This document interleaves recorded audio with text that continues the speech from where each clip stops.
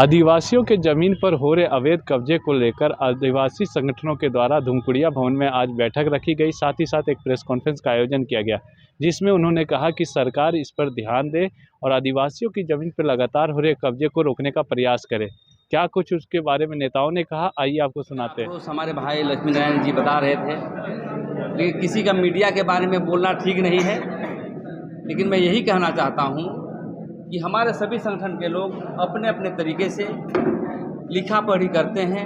लिखा पढ़ी करने के बाद जब प्रशासन के लोग हरकत में नहीं आता है, तब अपने बल पर जाकर के कब्जा दिलाने का काम करते हैं, बिरसा मुंडा की तरह। मैं ये कहना चाहता हूँ, देखिए पूरे रांची जो है 5वीं यूनिवर्सिटी क्षेत्र है, यही नहीं पूरे झारखंड जहाँ जहाँ क्षेत्र है, और यहाँ की डीसी का जो पावर है वो मुख्यमंत्री जैसा पावर है।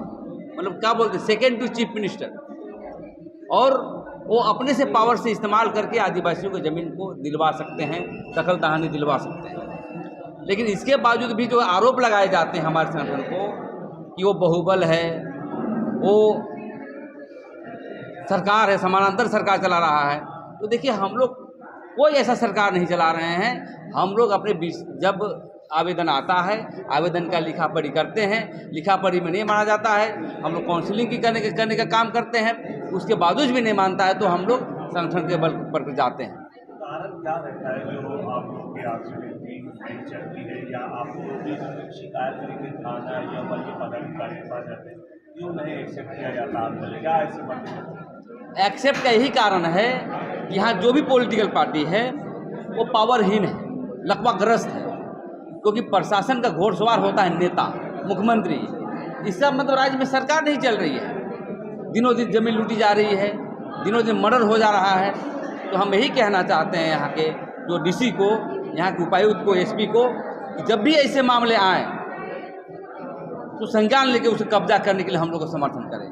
अब तो अब मामले आएंगे दखल दहानी का, हमारे पर पत्र होगा तो हम पहले एसपी पास जाएंगे, बोलेंगे एसपी साहब को चलिए वहाँ पर जमीन छीना जा रहा है। यदि आप नहीं जाते हो तो हम संगठन के लोग जाएंगे। सभी आदिवासी संगठन केंद्रीय धूमकुड़िया कर्मटोली में बैठे थे। आज का बैठक का मुख्य मुद्दा था झारखंड में जो आदिवासियों की ज़मीन है, जो अवैध तरीक़ा से खरीद बिक्री या जबरन कब्जा किया जा रहा है, उससे संबंधित है। आप जान रहे होंगे कि आपका कर्मटोली कुसुम बिहार में एक ज़मीन का मुद्दा आया है, जिसमें वो मुद्दा इतना गर्मा गया है कि आज प्रेस कॉन्फ्रेंस करना पड़ रहा है।